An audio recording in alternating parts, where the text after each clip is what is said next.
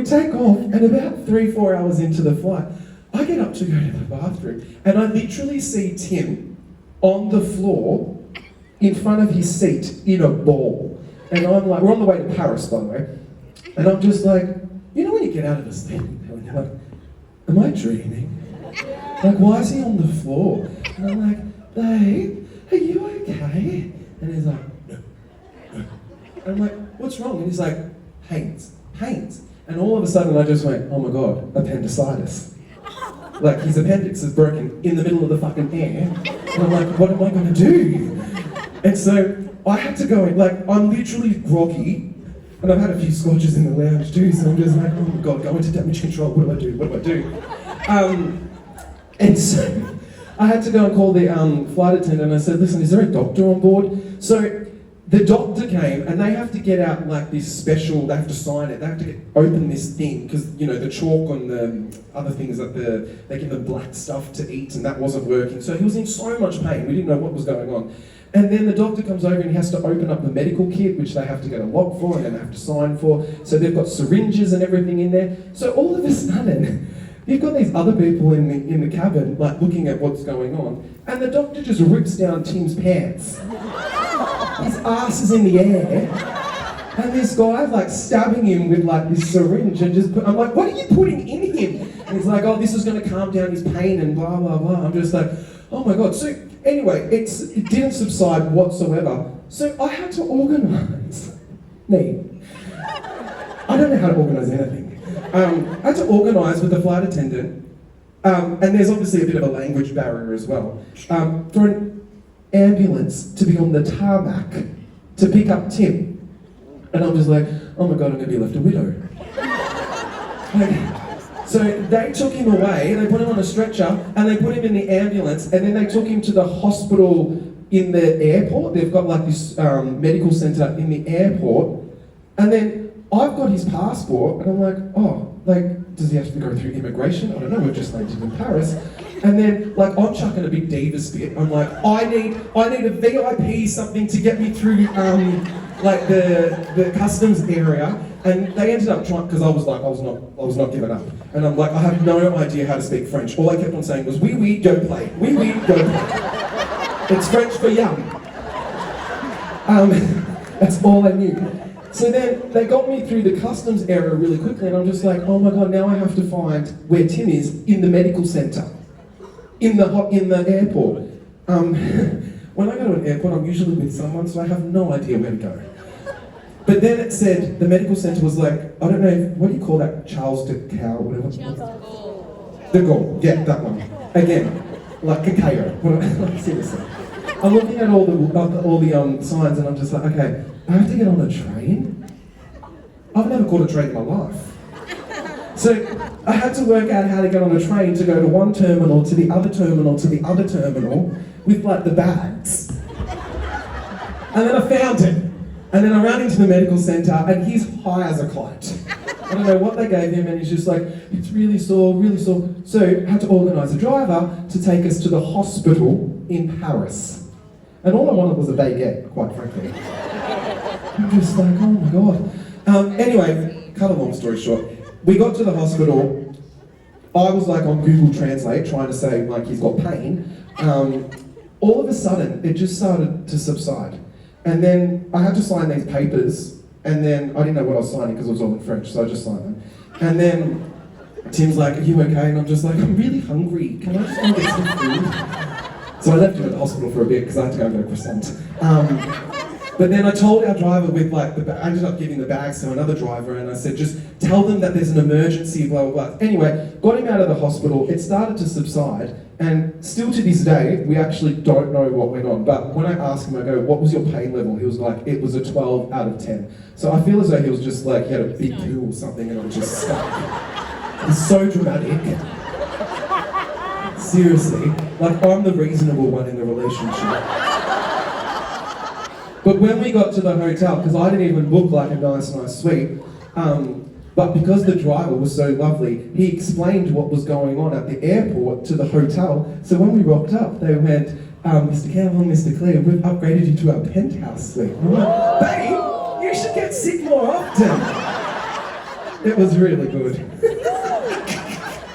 But yeah, so I hope that doesn't happen on our next European trip. But anyway, oh yeah, and our wedding, because we ended up going to New Zealand for our wedding. Oh God, I'm talking a lot. Just tell me to shut up if we go over time. But yeah, we went to New Zealand, and my friend Annie was there, and her husband Rob, and my parents and Tim's parents, and that was it. And my mum's zipper broke in New Zealand, so that was a whole fucking other thing. Like literally, the assistant that I got over there to help us with the wedding, she comes into my room and goes, "We've got a problem." Like this is 5 minutes before, and I'm just like, "What's the problem?" "Your mum's in tears. The zipper is broken on her dress and she can't wear it." I'm like, this is my wedding! Don't rain on my parade! Anyway, thank God Annie works in fashion and she packed another dress. So basically my mum looked fabulous, but it was just a different dress. But when we got back 3 days later into Melbourne, we had another party here at Crown in one of the rooms. And we got in trouble because we were making too much noise apparently. And I'm just like, who's complaining? Like the butler came and said, "Oh, you have to like put it down," because we had a band, like, you know, in the suite. And I have to put it down, and I said, "Who's complaining?" It was Gretel Packer. She was on the same floor, and I'm like, you know what? I'm paying for this room. She's not. She can go to another room if she's not happy, or tell her to come and join the fucking party, man. Like seriously, we're trying to celebrate a wedding here. I don't know if the butler told her those words specifically. Anyway, I should get singing. Oh yeah, I know. Okay, that was your polite way of saying, just stop fucking talking.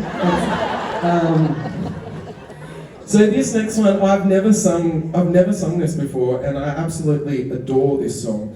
And I feel as though with everything that's going on in the world at the moment, it's so fitting, and you know, I'm not going to stand here obviously and be political, but make sure you vote this year.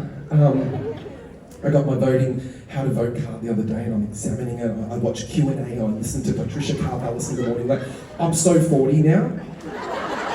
Like, I'm like, what's commercial pop radio? I listen to the ABC. Sitting there with my cup of tea in the morning. But with everything that's going on, and especially with, you know, what our country and what's going on in Ukraine, and I just feel as though that this song is so fitting, and I feel as though it's a moment that we can reflect, and I hope you enjoy it. It's called FORTYlove.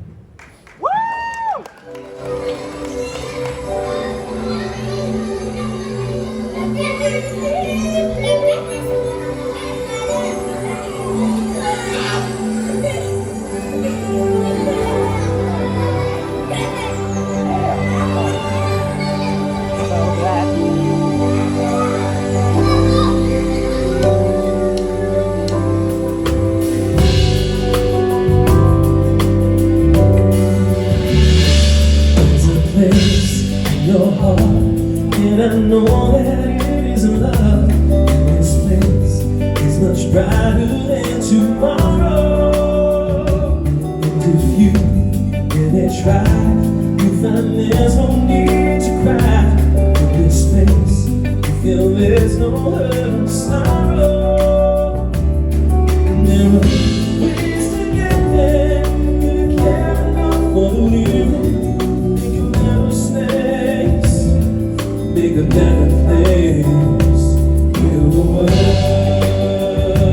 making a better place for you and for me and the outside you embrace.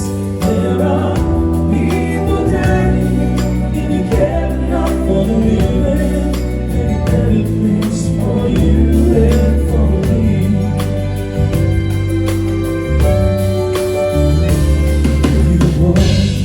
Why there's a love that cannot lie, it's strong, and